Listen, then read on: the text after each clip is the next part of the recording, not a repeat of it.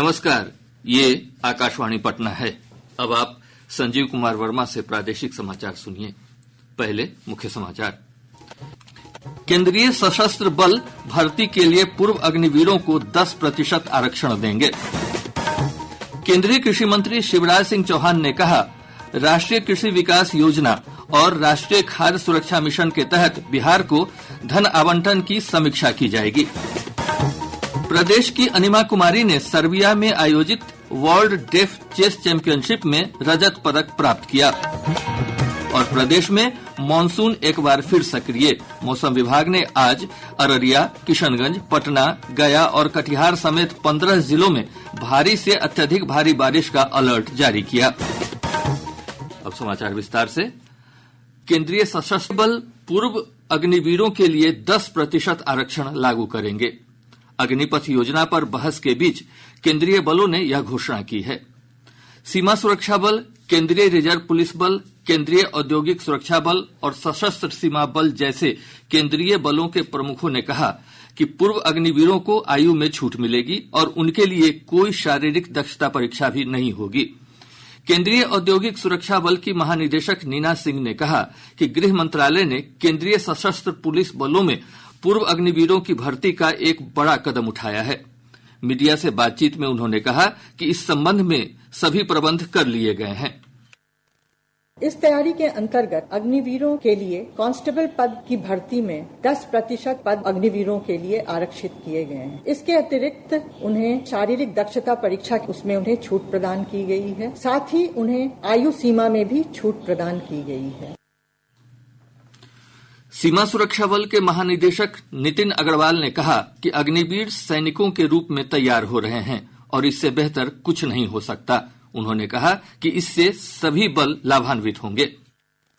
4 साल इन्होंने मशक्कत की नौकरी की है, तो बीएसएफ के लिए एकदम अनुरूप हैं। ये एक तरह से हमको तैयार सोल्जर मिल रहे हैं। हम इनको तुरंत सीमा पे तैनात करेंगे। सब बलों में इसका लाभ होगा जिसमें भी अग्निवीर जाएंगे। जितनी हमारी वैकेंसीज होंगी उनका 10% इनके लिए रिजर्व होगा और इनको एज की भी छूट है। रेलवे सुरक्षा बल के महानिदेशक मनोज यादव ने कहा कि आरपीएफ में कांस्टेबल पद के लिए सभी भर्तियों में पूर्व अग्निवीरों के लिए 10% आरक्षण होगा। भविष्य में जो भी भर्ती आरक्षक यानी कांस्टेबल के लेवल पे होगी, उसमें भी सभी श्रेणियों में 10% आरक्षण का प्रावधान किया जाएगा। न सिर्फ आरक्षण दिया जाएगा बल्कि उनको आयु सीमा में छूट भी दी जाएगी। सशस्त्र सुरक्षा बल के महानिदेशक दलजीत सिंह ने कहा है कि बल ने पूर्व अग्निवीरों के लिए कांस्टेबल की 10% रिक्तियों में पहले बैच को आयु में 5 साल की छूट दी जाएगी। सशस्त्र सीमा बल में रिक्रूटमेंट हेतु 10% का एक्स अग्निवीर के लिए कोटा निर्धारित है। ये संशोधन हमारे एसएसबी के रिक्रूटमेंट रूल्स में कर दिया गया है। इसके साथ साथ जो पहला बैच आएगा उनको 5 साल का एज रिलैक्सेशन भी उपलब्ध है। इसके साथ साथ एक्स अग्निवीर के लिए इस रिक्रूटमेंट में कोई भी फिजिकल एफिशिएंसी टेस्ट नहीं किया जाएगा। केंद्रीय रिजर्व पुलिस बल के महानिदेशक अनीश दयाल सिंह ने कहा कि पूर्व अग्निवीरों को सीआरपीएफ में भर्ती की सभी व्यवस्थाएं कर ली गई हैं। अग्निवीर को सीआरपीएफ में लेने का सवाल है, इसके लिए ऑलरेडी सारी तैयारी हो चुकी है। जो पहले बैच के अग्निवीर हैं, अगर वे ज्वाइन करना चाहते हैं सीआरपीएफ तो उनके लिए 5 साल की छूट भी है उम्र में, और उसके अलावा 10% रिजर्वेशन है उनके लिए। उनको फिजिकल एफिशिएंसी टेस्ट से छूट है और जो सेकेंड बैच से आएंगे उनके लिए 3 साल की भी उम्र में रियायत है। केंद्रीय कृषि मंत्री शिवराज सिंह चौहान ने कहा है कि राष्ट्रीय कृषि विकास योजना और राष्ट्रीय खाद्य सुरक्षा मिशन के तहत बिहार को धन आवंटन की समीक्षा की जाएगी। श्री चौहान ने बिहार के कृषि मंत्री मंगल पांडेय के नेतृत्व वाले प्रतिनिधिमंडल से मुलाकात के दौरान यह बात कही। उन्होंने रबी बीजों की आपूर्ति के लिए शीघ्र योजना बनाने का आश्वासन भी दिया। श्री चौहान ने कहा कि खरीफ सीजन के लिए बीजों की सुचारू आपूर्ति सुनिश्चित की जाएगी। केंद्रीय जांच ब्यूरो सीबीआई ने नीट प्रश्न पत्र लीक मामले में राकेश रंजन उर्फ रॉकी नाम के व्यक्ति को गिरफ्तार किया है। रॉकी को 10 दिनों के लिए सीबीआई की हिरासत में भेज दिया गया है। उसे नीट पेपर लीक मामले का सरगना माना जा रहा है। वह इस रैकेट के एक अन्य प्रमुख व्यक्ति संजीव मुखिया से भी जुड़ा हुआ है, जो 2 दशकों से घोटाले में शामिल है और फरार है। सीबीआई के अनुसार जांच एजेंसी ने मामले में अब तक 12 लोगों को गिरफ्तार किया है। सीबीआई और विभिन्न राज्य पुलिस बल इस रैकेट की जांच कर रहे हैं, जिसमें नीट जैसी प्रतिस्पर्धी परीक्षाओं के प्रश्न पत्र लीक करना शामिल है। सीबीआई ने अब तक 6 प्राथमिकी दर्ज की है। दिव्यांगजन सशक्तिकरण विभाग ने दिव्यांगजनों को सशक्त बनाने में शामिल संस्थानों के लिए राष्ट्रीय पुरस्कार आवेदन आमंत्रित किए हैं। राष्ट्रीय पुरस्कार 2024 के लिए ऑनलाइन नामांकन इस महीने की 31 तारीख तक भरे जा सकेंगे। सामाजिक न्याय और अधिकारिता मंत्रालय हर साल 3 दिसंबर को दिव्यांगजन अंतर्राष्ट्रीय दिवस के अवसर पर व्यक्तियों, संस्थानों, संगठनों, राज्यों और जिलों को दिव्यांगजनों के सशक्तिकरण के लिए किए गए उनके उत्कृष्ट कार्य और उपलब्धियों के लिए राष्ट्रीय पुरस्कार प्रदान करता है। प्रदेश की अनिमा कुमारी ने international chess council of the deaf द्वारा सर्बिया के बेलग्रेड में आयोजित वर्ल्ड डेफ चेस चैंपियनशिप में रजत पदक प्राप्त किया है। उनकी इस जीत से प्रदेश भर में हर्ष का माहौल है। खेल मंत्री सुरेंद्र मेहता और राज्य खेल प्राधिकरण के निदेशक रविंद्र शंकरन ने अनिमा की इस जीत पर उन्हें बधाई और शुभकामनाएं दी हैं। प्रादेशिक समाचार आप आकाशवाणी पटना से सुन रहे हैं। ताजा समाचारों के लिए आप हमारे एक्स हैंडल AIR News _ पर जा सकते हैं। प्रदेश में मानसून एक बार फिर सक्रिय हो गया है। मौसम विभाग ने आज प्रदेश के अधिकांश स्थानों पर भारी से अत्यधिक भारी बारिश का अलर्ट जारी किया है। विभाग के अनुसार किशनगंज और अररिया में अत्यधिक भारी बारिश का ऑरेंज अलर्ट है, जबकि पटना, नालंदा, गया, कटिहार, बांका, खगड़िया और जमुई समेत दक्षिण मध्य और दक्षिण पूर्व बिहार के 13 जिलों में भारी बारिश की चेतावनी है। इधर पिछले 24 घंटों के दौरान किशनगंज के बहादुरगंज में सबसे अधिक 112.2 मिलीमीटर बारिश रिकॉर्ड की गई।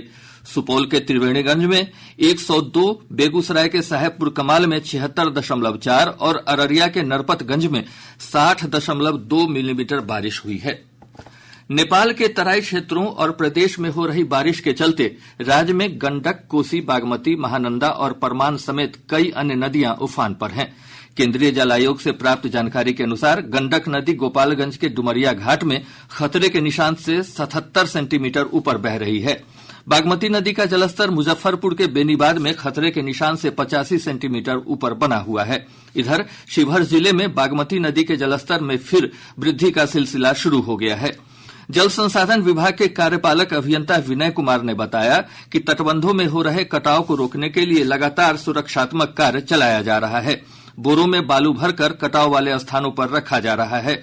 कोसी नदी का जलस्तर खगड़िया के बलतारा में लाल निशान से 89 सेंटीमीटर ऊपर दर्ज किया गया। महानंदा नदी का जलस्तर पूर्णिया के ढेंगरा घाट में 121 और कटिहार के झाबा में 39 सेंटीमीटर ऊपर रिकॉर्ड किया गया। इधर परमान नदी भी अररिया में खतरे के निशान से 66 सेंटीमीटर ऊपर बह रही है। राज्य में विभिन्न नदियों के उफान पर रहने के कारण सुपौल, सहरसा, पूर्वी चंपारण, पश्चिमी चंपारण और मधुबनी समेत कई जिले बाढ़ से प्रभावित हैं। नदियों का जलस्तर बढ़ने के साथ ही नए इलाकों में भी बाढ़ का पानी फैलने लगा है। हमारे संवाददाता ने बताया है कि सहरसा जिले के पूर्वी कोसी तटबंध के भीतर दियारा क्षेत्र के निचले इलाके के सड़कों पर जलभराव से आवागमन प्रभावित हुआ है। वहीं सुपौल जिले में कोसी नदी के जलस्तर में पहले के मुकाबले कमी आई है। भीमनगर कोसी बराज से 1,83,995 क्यूसेक पानी घटते क्रम में छोड़ा गया है। मधुबनी जिले के मधेपुर प्रखंड क्षेत्र के कोसी दियारा इलाके में बाढ़ का पानी फैल गया है। कटिहार से हमारे संवाददाता ने बताया कि जिले में महानंदा, गंगा, कोसी और बरंडी नदी का जलस्तर लगातार बढ़ने से नए इलाके बाढ़ की चपेट में आ गए हैं। राष्ट्रीय लोक अदालत का आयोजन कल किया जाएगा। पटना के जिलाधिकारी सह जिला विधिक सेवा प्राधिकार के उपाध्यक्ष डॉक्टर चंद्रशेखर सिंह ने कहा कि इस लोक अदालत में छोटे आपराधिक मामले, बैंक लोन और वाहन दुर्घटना बीमा समेत अन्य मामलों का निपटारा किया जाएगा। उन्होंने बताया कि 29 जुलाई से 3 अगस्त के दौरान नई दिल्ली में विशेष लोक अदालत का भी आयोजन किया जाएगा। पूर्व मध्य रेलवे ने सहरसा सुपौल और सहरसा दौरम मधेपुरा के बीच एक एक जोड़ी नई मेमू सवारी रेलगाड़ियों का परिचालन करने का निर्णय लिया है। दोनों रेलगाड़ियां 16 जुलाई से चलेंगी। पूर्व मध्य रेलवे के मुख्य जनसंपर्क अधिकारी सरस्वती चंद्र ने बताया कि सहरसा सुपौल मेमू सवारी रेलगाड़ी 4:45 पर सहरसा से रवाना होगी। वहीं सहरसा दौरम मधेपुरा सवारी रेलगाड़ी 12:30 पर सहरसा से प्रस्थान करेगी। रोहतास जिले की एक अदालत ने हत्या के एक मामले में 6 आरोपितों को आजीवन कारावास के साथ 20-20 हजार रूपये जुर्माने की सजा सुनाई है। प्रदेश में पुलिस ने पिछले 24 घंटों के दौरान लगभग 5,500 लीटर शराब के साथ 10 तस्करों को गिरफ्तार किया है। मद्य निषेध विभाग के अनुसार बेगूसराय, सारण, कैमूर, पूर्णिया और गोपालगंज जिले में कार्रवाई के दौरान 4 वाहन, 5 मोटरसाइकिल और 2 मोबाइल बरामद किए गए हैं। सिवान जिले में बरसात के दौरान पानी से भरे गड्ढे में डूबने से 3 बच्चियों की मौत हो गई। अरवल में जिला कृषि विभाग की ओर से मोटे अनाज के उत्पादन के लिए विशेष अभियान चलाया जा रहा है। जिला कृषि पदाधिकारी ने बताया कि जिले में ज्वार, मड़ुआ, चीना और बाजरा की खेती करने के लिए किसानों को बीज और उर्वरक उपलब्ध कराया गया है। अब पटना से प्रकाशित प्रमुख समाचार पत्रों की सुर्खियां। आज के सभी समाचार पत्रों ने अलग अलग खबरों को प्रमुखता से प्रकाशित किया है। हिन्दुस्तान की सुर्खी है, बिहार से दूसरे राज्य जाने वाली बसों के परमिट की होगी जांच। उन्नाव हादसे के बाद मुख्यमंत्री ने दिया कार्रवाई का निर्देश। दैनिक जागरण ने नीट प्रश्न पत्र लीक मामले को बड़ी खबर बनाया है। अखबार लिखता है, नीट का पेपर सिर्फ बिहार और झारखंड में हुआ लीक। दैनिक भास्कर ने राज्य में शिक्षकों के तबादले और स्थापना के लिए समीक्षा बैठक को सुर्खी दी है। अखबार का शीर्षक है, राज्य में 4 तरह के शिक्षक, पति पत्नी शिक्षक होंगे तो दोनों एक ही स्कूल या इसके आसपास रहेंगे। प्रभात खबर ने प्रदेश के कृषि मंत्री डॉक्टर प्रेम कुमार के हवाले से लिखा है, 1 पेड़ 100 संतान के बराबर। आज अखबार की बड़ी खबर है, नए सरकारी अस्पतालों में अग्निशमन केंद्र होगा स्थापित। और अब अंत में मुख्य समाचार एक बार फिर। केंद्रीय सशस्त्र बल भर्ती के लिए पूर्व अग्निवीरों को 10% आरक्षण देंगे।